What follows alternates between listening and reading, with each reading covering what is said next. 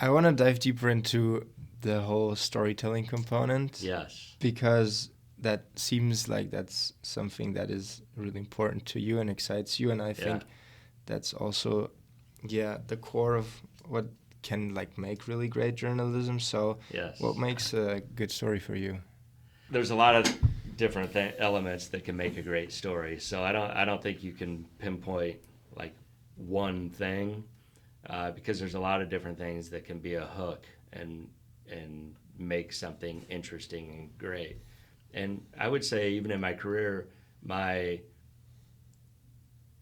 thoughts about storytelling have changed a lot too. So, uh,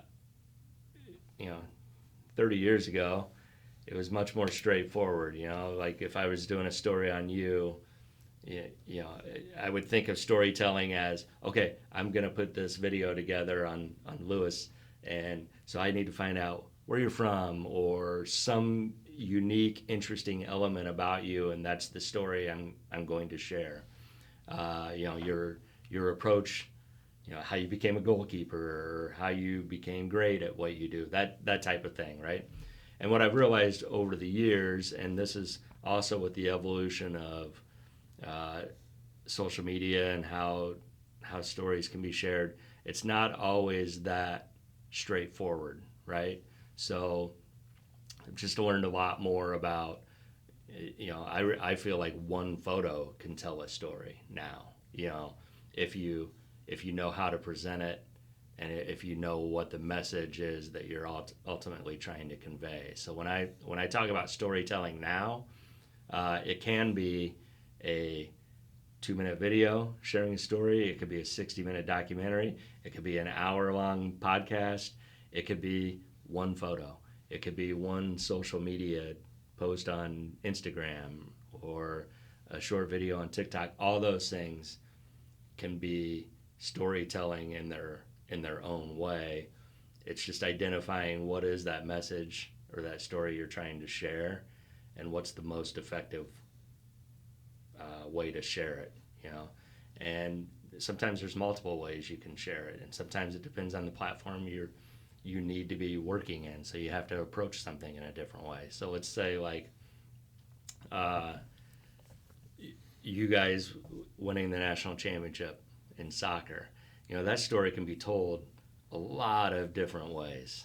You know, so you ultimately, from my standpoint now, since I work at Grandview, the story I want to tell uh, is how it relates to who I feel like Grandview is and how we want to like share Grandview's story, right? And I think Grandview's story is this particularly in athletics, this culture of success and this attitude of success, but it's also uh, a pretty diverse campus for uh, the size of campus we are. We're a pretty small campus, but we're still pretty diverse. We have students from all over the world. And so I think being able to kind of share that and show that in different ways is important. So now my attitude towards storytelling always has to be, how does it fit who Grandview is, right? But it changes. It depends on where you're sharing it. If it's a story that I'm trying to get maybe local media to tell about us, then I might sit down and have a conversation with you and try to learn a little bit about you and understand the interesting hook in your background, maybe how you wound up here or what drives you, or find that unique thing about you that might make a good story.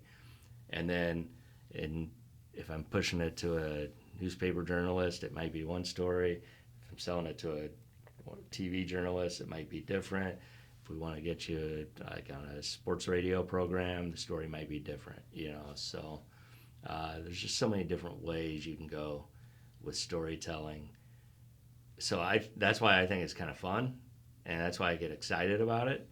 But I think also it's like the baseline in all communication. Like no matter what you're trying to communicate, I think it's important to try to think of what's the message and the story that ultimately you're trying to communicate. So that's the foundation of every communication. you have. And I kind of try to think of that, like who, since I work in the marketing department at Grandview, who are we? We kind of talk about and know who we consider ourselves to be and think we are. And, this is the type of student that wants to come here, and this is the type of student that we want to come here because these are the students that have success. We don't want students to come here that aren't going to be happy here because then they leave, and that's not good for us. We want students to, and it's not good for them. We want students that are going to come here and thrive and be happy here. So you have to be aware of what your identity is and who you are.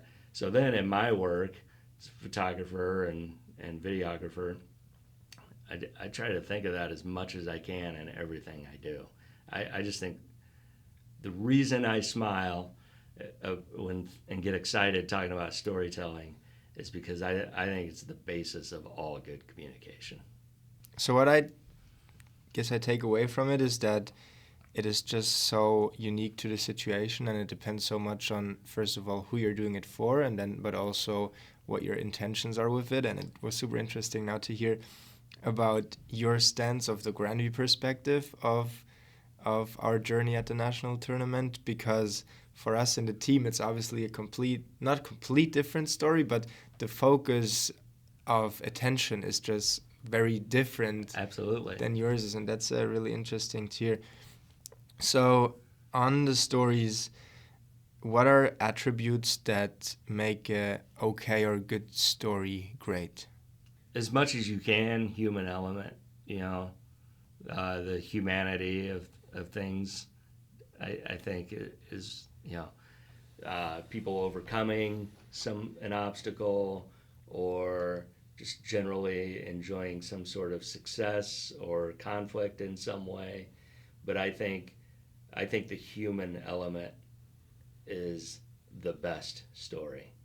So because it's what humans can most easily relate to or be drawn to, impressed by, sympathize with, whatever. So I think a human element is usually core to most stories.